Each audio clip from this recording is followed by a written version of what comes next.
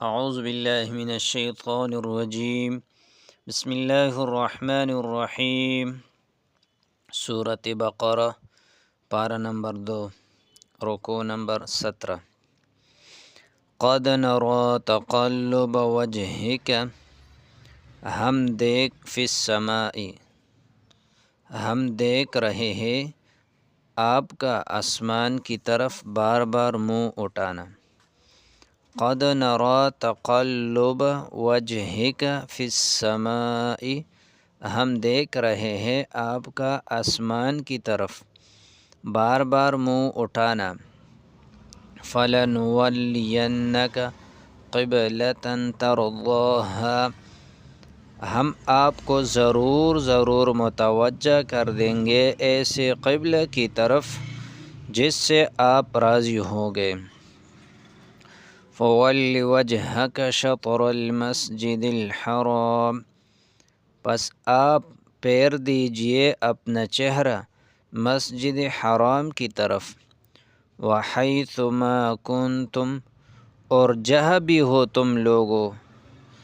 فَوَلُّوا وُجُوهَكُمْ شَطْرَهُ پس اپنے چہروں کو مسجد حرام کی طرف متوجہ کیا کرو۔ وَإِنَّ الَّذِينَ أُوتُوا الْكِتَابَ اور بے شک جن لوگوں کو کتاب دی گئی لَيَعْلَمُونَ أَنَّهُ الْحَقُّ وہ ضرور جانتے ہیں کہ بے شک یہ حکم حق ہے ان کی رب کی طرف سے، مِن ربہم ان کی رب کی طرف سے ہے۔ وَمَا اللَّهُ بِغَافِلٍ اور نہیں ہے اللہ تبارک و تعالی غافل، عَمَّا يَعْمَلُونَ ان کاموں سے جن کو تم کرتے ہو۔ کعبہ شریف کی طرف رخ کرنے کا حکم اور نبی علیہ السلام کو شدت سے اس کا انتظار۔ حضرت ابن عباس رضی اللہ تعالیٰ عنہ سے مروی ہے کہ حضرت نبی اکرم صلی اللہ علیہ وسلم جس زمانہ میں بیت المقدس کی طرف منہ کر کے حضرت ابن عباس رضی اللہ تعالیٰ عنہ سے مروی ہے کہ نبی کریم صلی اللہ علیہ وسلم جس زمانے میں بیت المقدس کی طرف منہ کر کے نماز پڑھتے تھے، سلام پھیر کر آسمان کی طرف یعنی اس انتظار میں منہ اٹھاتے کہ کعبہ شریف قبلہ مقرر کیا جائے، لہذا آیات نمبر قد نری تقلب وجہک نازل ہوئی۔ علامہ واحدی رحمہم اللہ اسباب نزول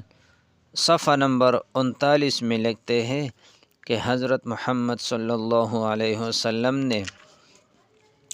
جبریل امین سے فرمایا کہ میرا دل چاہتا ہے کہ اللہ تعالیٰ یہود کے قبلہ سے ہٹا کر میرے لیے کوئی دوسرا قبلہ مقرر فرما دے، اور مقصد یہ تھا کہ کعبہ شریف قبلہ مقرر ہو جائے کیونکہ وہ قبلہ ابراہیمی ہے۔ حضرت جبریل علیہ السلام نے عرض کیا کہ میں بھی تو آپ کی طرح ایک بندہ ہوں، کس چیز کا اختیار نہیں رکھتا، آپ اپنے رب سے سوال کریں کہ وہ آپ کو قبلہ ابراہیمی کی طرف رخ کر کے حکم فرما دے۔ اس کے بعد جبریل امین اوپر چڑھ گئے اور رسول اللہ صلی اللہ علیہ وسلم برابر اس امید میں آسمان کی طرف نظر فرماتے رہے کہ جبریل علیہ السلام اب کی خواہش کے مطابق حکم خداوندی لے کر نازل ہو۔ اس پر آیات بالا نازل ہوئی۔ ہجرت کے بعد نبی کریم صلی اللہ علیہ وسلم اور نبی کریم صلی اللہ علیہ وسلم کے صحابہ بیت المقدس کی طرف منہ کر کے نمازیں پڑھتے رہے اور یہ 16-17 مہینے تک رہا۔